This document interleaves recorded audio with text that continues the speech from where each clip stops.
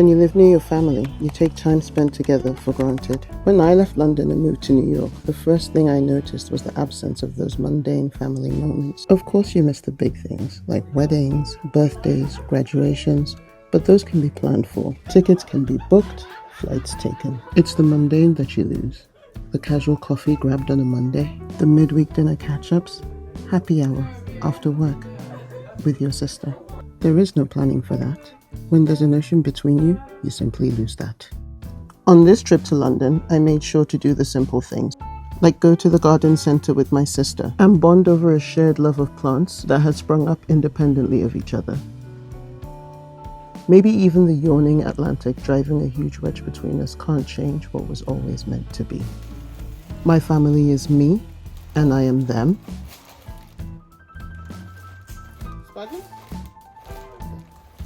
And I am grateful for the opportunity to do the small things.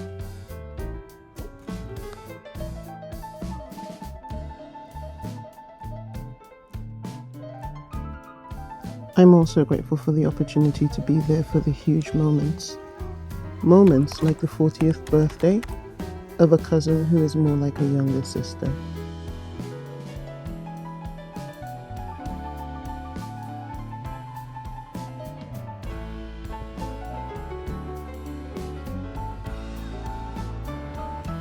To be present for beautiful celebrations with family and friends who have come from far and wide.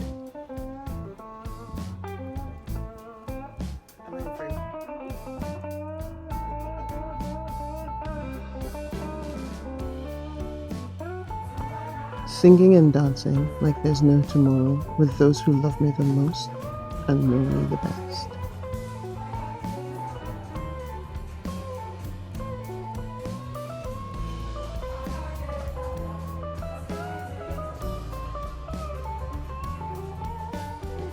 Leaving it all on the dance floor, smiling with my entire 32 because life is glorious.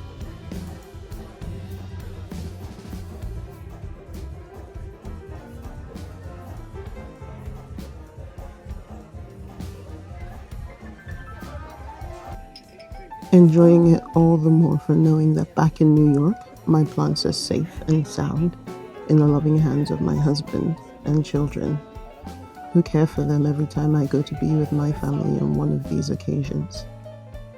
The attention and care that they give my plants while I'm gone allows me to just be fully in the moment, taking it all in. And when it's all over, and every last drop of enjoyment has been wrung out of the celebration,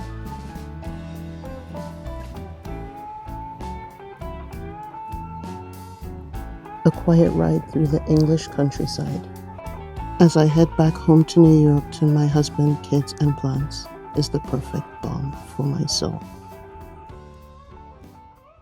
So I'm finally back home after what feels like ages. It was just incredible to see my whole family and to be able to be there for my cousin's birthday. I had the best time.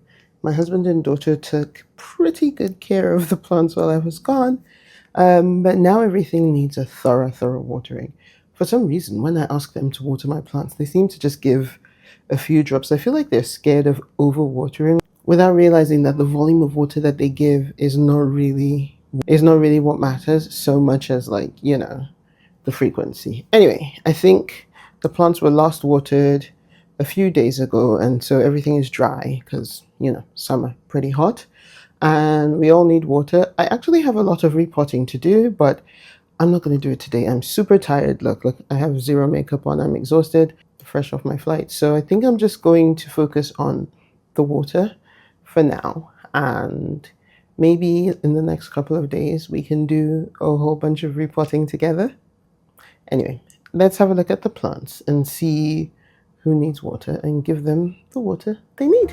Starting in this corner, I think I'm going to give everybody here a really deep watering, and they haven't had fertilizer since I left, and I do like to fertilize, quite frequently, especially when they're growing. So I'm going to be using my Foliage Pro, Ignore the Salty Deposits, and some CalMag. So I'm going to mix up my fertilizer and then we can start.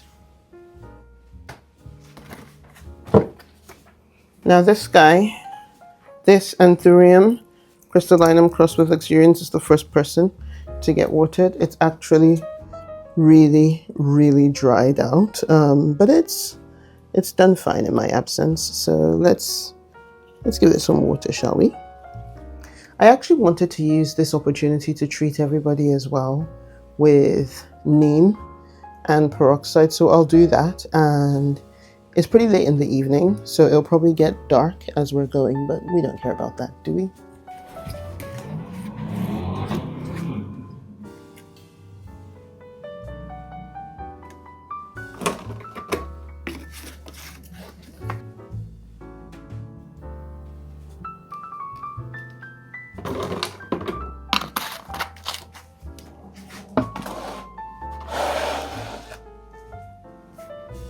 Okay, so now I'm gonna water it thoroughly, and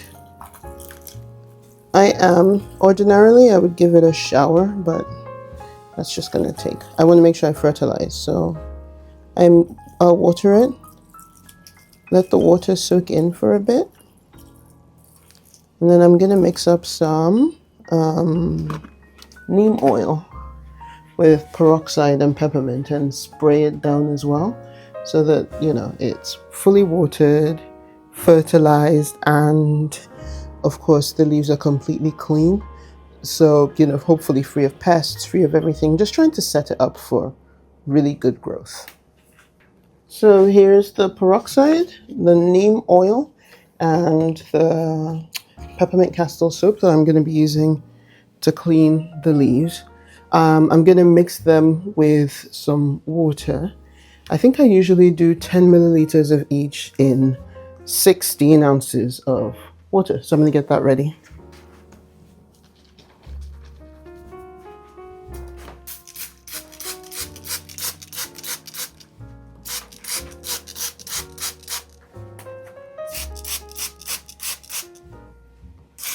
So I do the front and the back.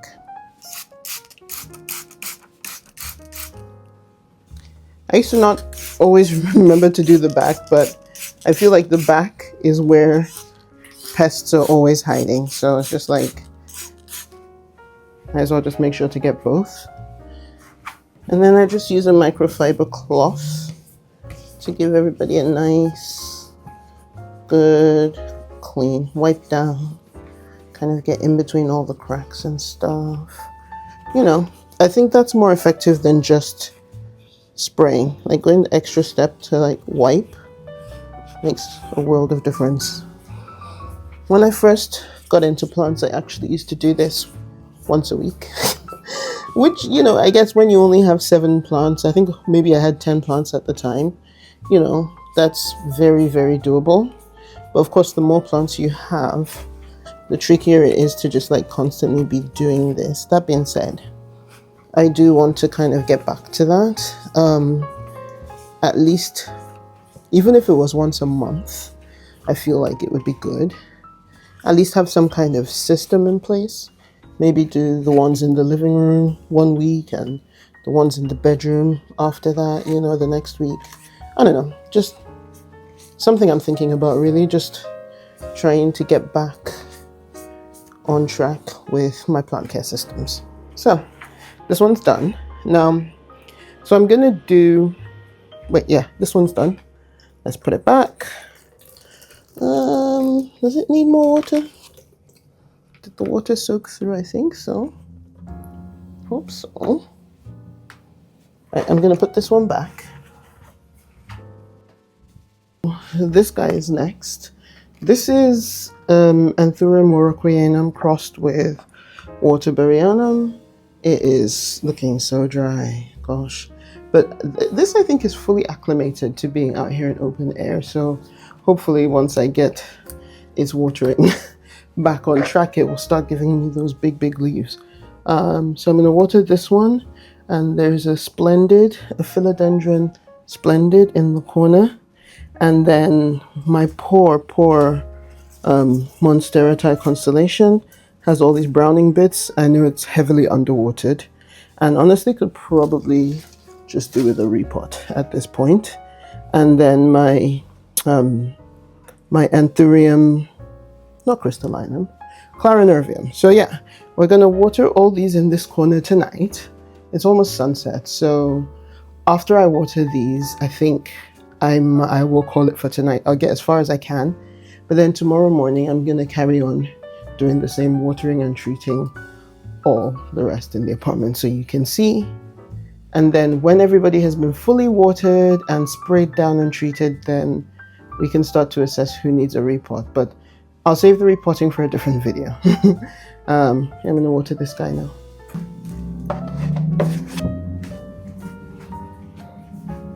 Here's the water. First you water her quickly.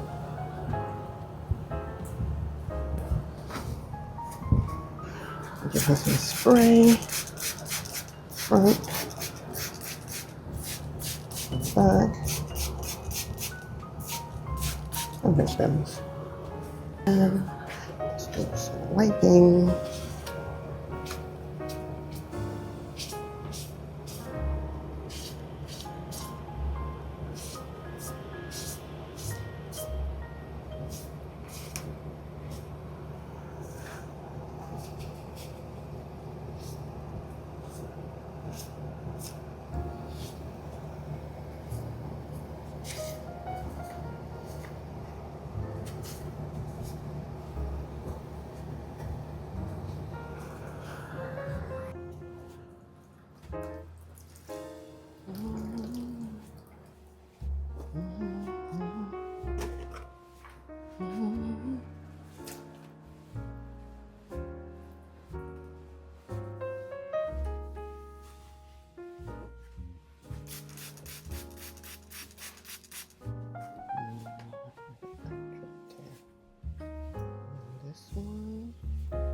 Now with these little philodendron velvet leaves, I'm not gonna wipe each individual leaf, because also with the velvet leaves I don't like to wipe. I used to not actually even spray them with neem at all, but now I do. I just don't wipe it and just let it do what it's gonna do. This splendid is kind of strange, but it seems to finally be sizing up after a lifetime. I don't know, it's just a weird one. I do need to extend the pole soon, so that should be fun. Although I am also contemplating just bending the stem and sending it back down one more time before I extend the pole. I don't know. What do you think, chat? Let me know in the comments. Like, should I just extend it and let it keep growing to the top? Is it time? Or should I send it back down to the bottom first before kind of allowing it to extend? Okay. This one's watered.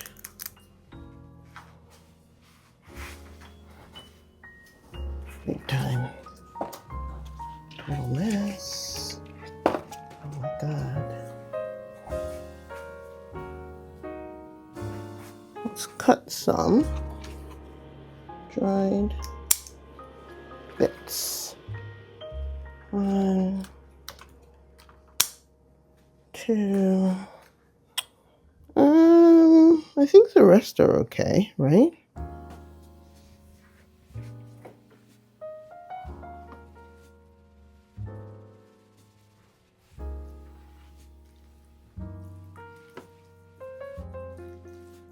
I'm really deep watering for my clary baby.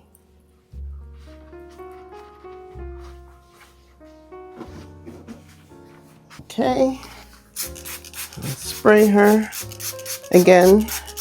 Because she's a velvet, I don't think I'm gonna wipe the leaves down.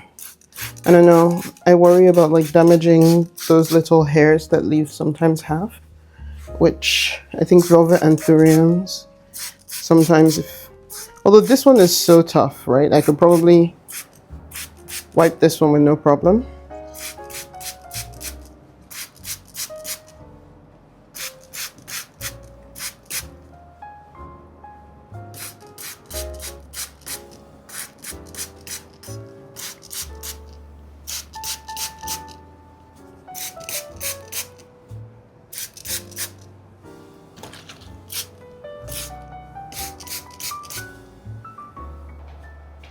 Put her away anyway.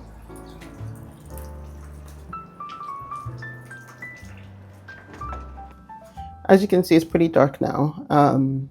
I am probably going to continue watering and cleaning just the ones in this corner, and I'll get as far as I can tonight. But then tomorrow morning, I will pick up where we left off, I guess, show you the progress I made, and hopefully we can finish watering and cleaning the rest of the plants, okay? See you tomorrow. Okay. Whew. So it's the next day. I'm completely, I think, now kind of settled in at home. I actually ended up watering and cleaning all the plants in my bedroom earlier today. So I went through the whole bedroom, deeply watered everything, sprayed everything down with neem oil, peroxide, and the peppermint castor soap, and I feel so good. So good about it. And so, yeah, the whole bedroom's done. One portion of the living room is done. And to be honest, the plants that I've done are looking so good, actually, that I'm sort of thinking I'm feeling motivated to stay on top of my plant care so that they all look amazing. So anyway, we're going to carry on. We're going to move into the corner over there. So yesterday I watered most of the plants here. I think the only ones I haven't done are this snake plant, this starfish snake plant, and this is what's used to be my fry deck, but it's it's done. And then I'm gonna start with this begonia. Actually, I'm gonna start with my begonia, Black Magic, which is looking horrible right now. Obviously desperate for some water and a good hard prune. I could probably do with staking it up because it just looks a mess. Let me show you. Poor thing. Look at this poor begonia Black Magic.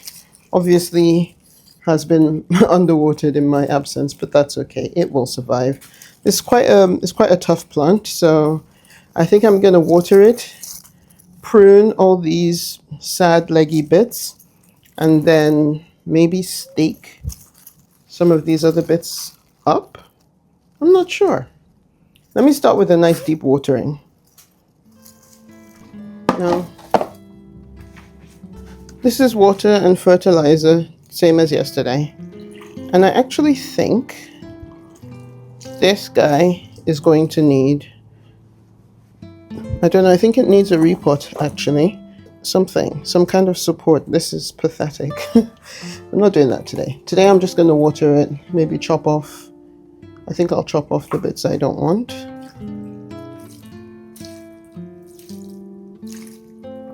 And just spray for pests.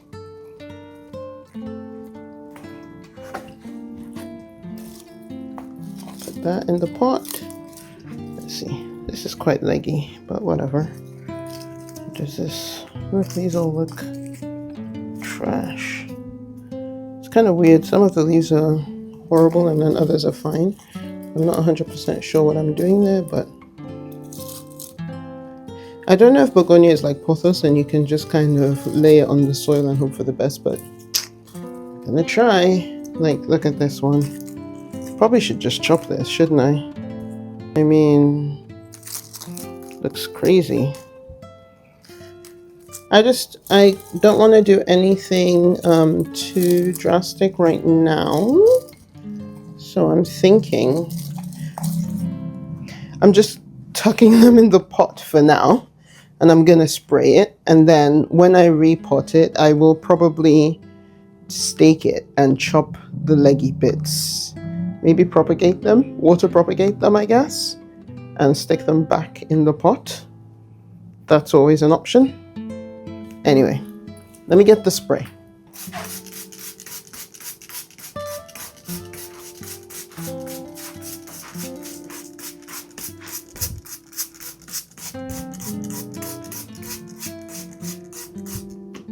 Okay, thoroughly sprayed.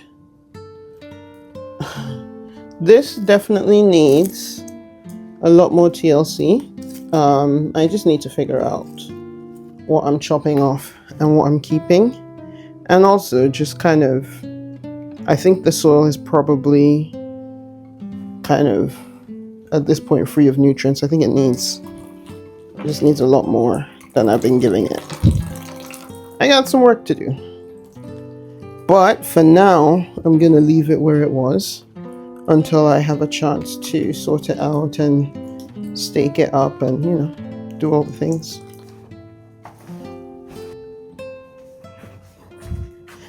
And then there's this guy.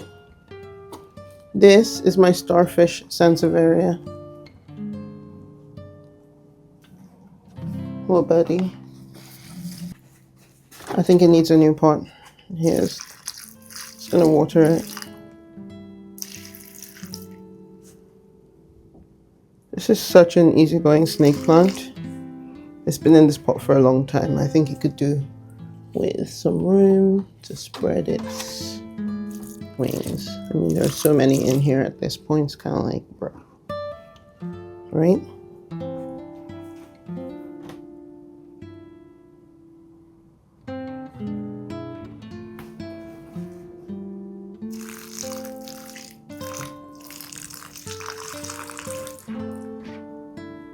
Okay, and now I'm gonna give it a good spray.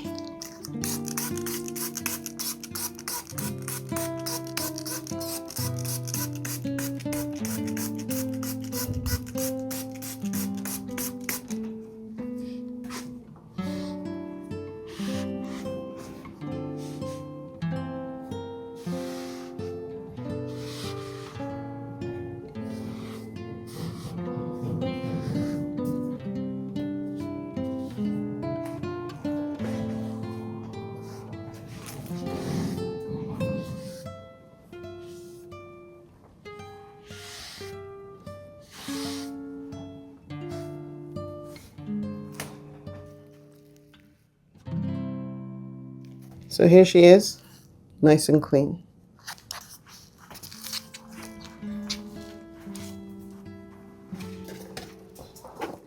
And then the last plant in this area is what used to be my Alocasia frydek. And she is, oh, I was about to say she's rotted and she's done.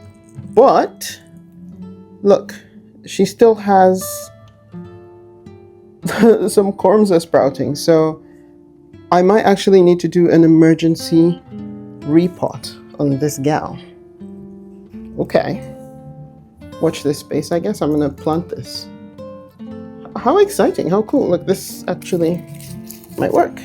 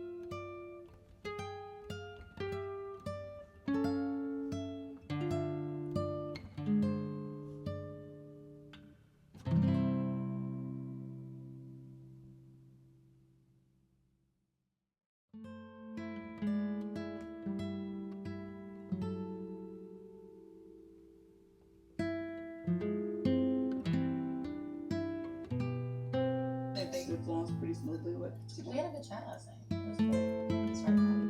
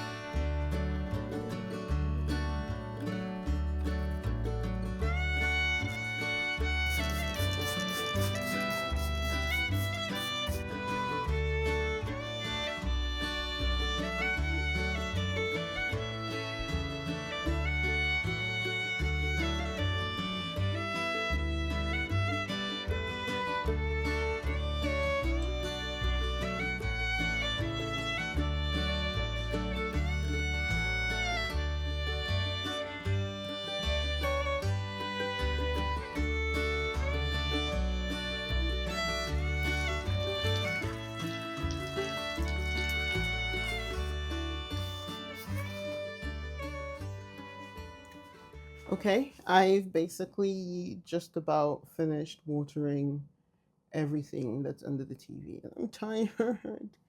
I'm gonna keep watering into the night, but I'm almost done. Almost everything has been watered and sprayed with neem and treated, and honestly, it's all looking absolutely fantastic. Kind of makes me wonder why I don't just stay on top of the spraying and all this all the time. So that's it for today. I will, in the next couple of days, go through and assess who needs a moss pole, who needs a repot, and just try to get them sorted before fall gets underway here. Anyway, that's it for now. Until next time, I'll see you